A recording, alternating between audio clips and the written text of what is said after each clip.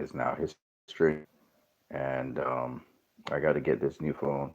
I don't know how it's going to work, but we're going to talk a little bit about Army of the Dead, social commentary on it. So this feed may look a little choppy, and that's because I have a different phone, which I'm trying to fix some things. It seems to have a lot of shortcomings, so we'll see how it goes. Let's talk a little bit about it though, real quick. So I want to talk about the social commentary that Zack Snyder says Army of the Dead is a social commentary, and it really is. Uh, let's talk about, first of all, Las Vegas and the walling off of Las Vegas. So, first thing you'll notice is Las Vegas is walled off, and basically, if you think about it now, of course, Army of the Dead was written somewhere in 2016, somewhere thereabouts. But zombies, infiltrating an area is like aliens infiltrating an area. It's like real aliens infiltrating an area. It's like Mexicans coming across the border. So what do you do to prevent them from coming across the border? You wall them off. And Donald Trump, one of his major motifs was building a wall. I thought, pop culture, it's always about pop culture, what's currently happening. And so, in a way, that's a social commentary on it. When you think of the quarantine zones on the outside of Las Vegas, the people get out from inside of Las Vegas and they're quarantined off. Others are left to go their way, go their homes, whatever.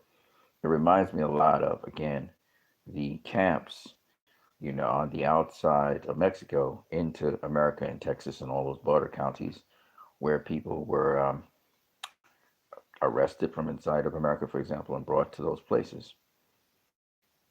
And so that again was another social commentary, which I thought was just very interesting.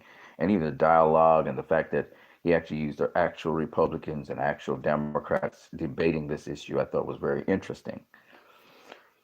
Of course, it was a jump cut in there, but Zach was speaking a lot on social issues. Another thing he spoke about, which is very interesting, and it's a spiritual theme, is the evil of Las Vegas, the sort of debauchery of Las Vegas, and how it is brought to the foreground and comes back to bite itself in the butt through we're seeing the zombies bringing retribution. For example, the dancers who take down.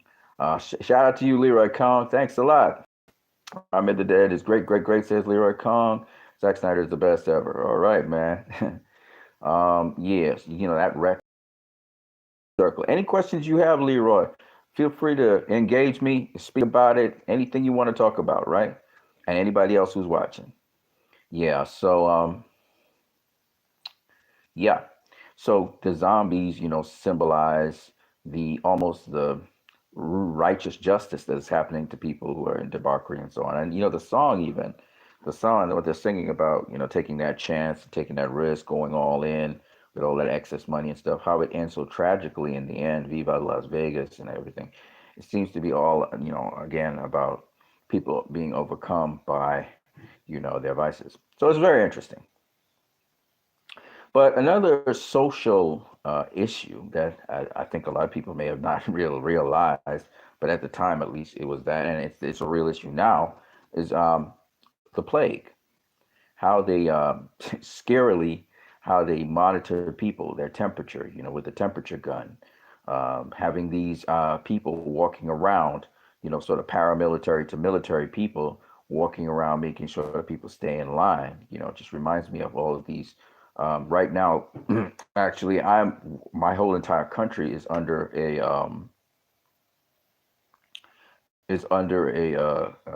curfew. We're curfewed for the entire weekend. It's a holiday weekend. We're under curfew. Whereas other places, people are free to go around, move around as they want, and we're not. And the military's out and police are out to ensure people respect curfew because people have been partying in these vacations and just spreading more COVID everywhere.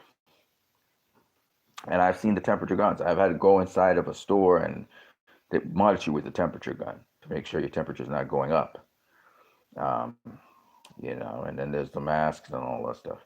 So I'm just saying that it's just scarily interesting how close he was to that. And I know he didn't shoot it at the time when COVID, he didn't shoot it recently. This was something shot back in 2000, I believe it is 17, somewhere thereabouts, when the Snyder Cut was supposed to come out. But instead, we had Justice League. um, Another thing that I thought was, again, very interesting, the social commentary. Shout out to Leroy Kong. Leroy Kong says here in the live chat, he says, no, I will keep my mouth shut. I'm not good at questions. I'm okay for now. I'm like, all right, cool, cool, Leroy. That's all right. Yeah, but another thing in the social commentary that I thought was very interesting was, again, seeing the people protest in Washington, D.C. over that, and seeing people marching in Washington, D.C. And that, numerous times we've seen that happen in D.C. over the time of the Trump rule, and even after the tumultuous events that happened there. But again, people protesting certain things. It was very interesting seeing that social commentary in there, and also factoring in the fact that that sort of influenced the mercenaries, the led by Scott, um, who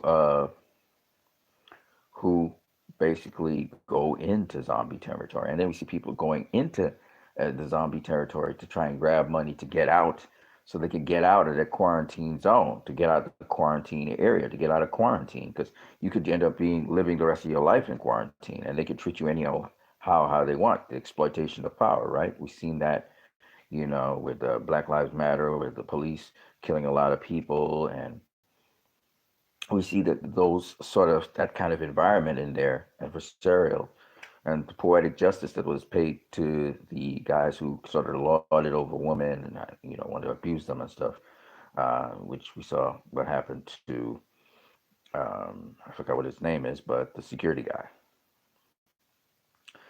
Um, I just think that there's a lot of social issues in Zach's movies all the time. Like, with Superman, every act is a political act. So in this movie, we also see moments in that movie where you in Army of the Dead, where once again you hear on the news the moving up of the bombing. So they accelerate the bombing instead of decelerating the bombing. And I just think about uh, the incidences that happened uh, you know, in in in in in America. It wasn't a bombing, but they accelerated restrictions and stuff on people trying to cross the border to Mexico, where people were separated from their families, parents from their children, etc., and just intensifying things. And it just kind of reflected on that. But I just wanted to put those little things into perspective there.